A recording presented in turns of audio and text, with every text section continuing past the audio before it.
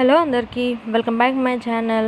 ఇంట్లో దొరికే వాటితోటే అంటే మనకు మామూలుగానే దొరకవు కదా, ఇంట్లో ఉండే వాటితోటే అప్పటికప్పుడు మనకి ఏదైనా తీపిగా తినాలనిపిస్తే అప్పటికప్పుడు ఇలా చేసుకోవచ్చు. చాలా ఈజీ అండ్ క్విక్ ప్రాసెస్, చాలా సింపుల్ అసలు. అది ఎలాగనంటే ప్రాసెస్ అయితే చెప్తాను. ఫస్ట్ అయితే మనం అంటే ఇప్పుడు నా ఛానల్ ఎవరైతే ఫస్ట్ టైం చూస్తున్నారో వారైతే కొంచెం సబ్స్క్రైబ్ చేసుకొని కొంచెం సపోర్ట్ ఇవ్వండి. ఎందుకంటే మీ సపోర్ట్ వల్లనే నేను ఇక్కడ దాకా వచ్చాను. ఇంకా మీ సపోర్ట్ వల్లనే నేను ముందుకు వెళ్ళాలనేసి నేను ఆశపడుతున్నాను. అందుకనేసి కొంచెం సపోర్ట్ అయితే అడుగుతున్నాను. ఎందుకంటే ఒక వీడియో తీయడము మామూలు విషయం కాదు. అది ఎంత పెద్ద ప్రాసెసో అసలు మీకు కూడా తెలుసు.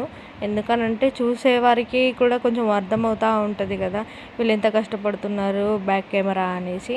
అందుకనేసి ముందే చెప్తున్నాను. కొంచెం మీరు సపోర్ట్ ఇస్తే మీ సపోర్ట్ వల్ల నేను ఇంకా కొంచెం వీడియో అయితే చేయగలుగుతాను కదా, అందుకనేసి సపోర్ట్ అయితే అడుగుతున్నాను.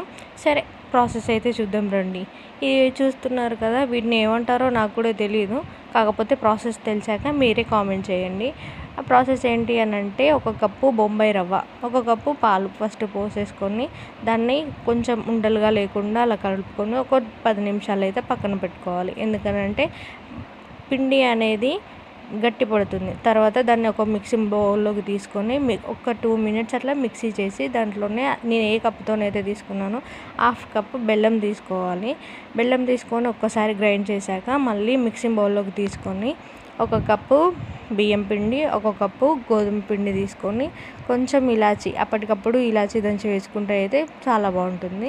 తర్వాత ఇలా తీసుకొని మీరు పాలైనా వాడుకోవచ్చు, లేదనంటే నీళ్ళైనా వాడుకోవచ్చు. మనకి దోశ బ్యాటర్ ఉంటుంది కదా, సేమ్ యాజ్ ఇట్ ఈజ్ ఆ బ్యాటర్ అయితే రావాలి. అట్లా ఉండలు లేకుండా మంచిగా కలుపుకోవాలి పిండిని అయితే. సేమ్ ఆ బ్యాటర్తోనే రావాలి. మీరు ఏదైనా యూజ్ చేయొచ్చు, పాలైనా యూజ్ చేయొచ్చు, లేదనంటే వాటర్ అయినా యూజ్ చేయొచ్చు. దాంట్లో కొంచెం ఉప్పు, కొంచెం వంట సోడా వేసుకొని సేమ్ దోశ బ్యాటర్ వచ్చేదాకా దాన్ని మిక్స్ చేయాలి. మిక్స్ చేసి ఏంటంటే ఒక 2 మినిట్స్ 3 మినిట్స్ అట్లా పక్కన పెట్టేస్తే మనకి ఈజీ అయిపోతుంది వేసుకోవడం కూడా. ఆలోపు మనం డీప్ ఫ్రైకి కావాల్సిన ఆయిల్ తీసుకొని ఆయిల్ని హీట్ చేసుకోవాలి. చూసారు కదా, సేమ్ అదే బ్యాటర్ రావాలన్నమాట. కొంచెం మనం ఈజీగా అయిపోతుంది. అప్పటికప్పుడు తింటే మాత్రం చాలా అంటే చాలా బాగుంటుంది. ఈవినింగ్ స్నాక్గా కానీ ఎప్పుడైనా తినొచ్చు. మనకు ఎప్పుడు తీపి తినాలనిపిస్తే అప్పుడు ఇలా ఎక్కువ చేసుకోవచ్చు. ఆయిల్ హీట్ ఎక్కేదాకా చూసి, ఆయిల్ హీట్ ఎక్కిన తర్వాత ఒక గరిటెతో అక్కడే పోసుకోవాలి. మనకు పెద్దగా కావాలంటే కూడా పోసుకోవచ్చు, కానీ చిన్నగా అయితే కూడా చూడడానికి బాగుంటుంది కదా అనేసి ఇలా చేసేసుకొని మళ్ళీ అప్పటికప్పుడే తీయొద్దు. ఒక 2 మినిట్స్ వదిలేయండి. ఎందుకంటే మనం పోసిన వెంటనే తీస్తే అది అనేది విరిగిపోతుంది.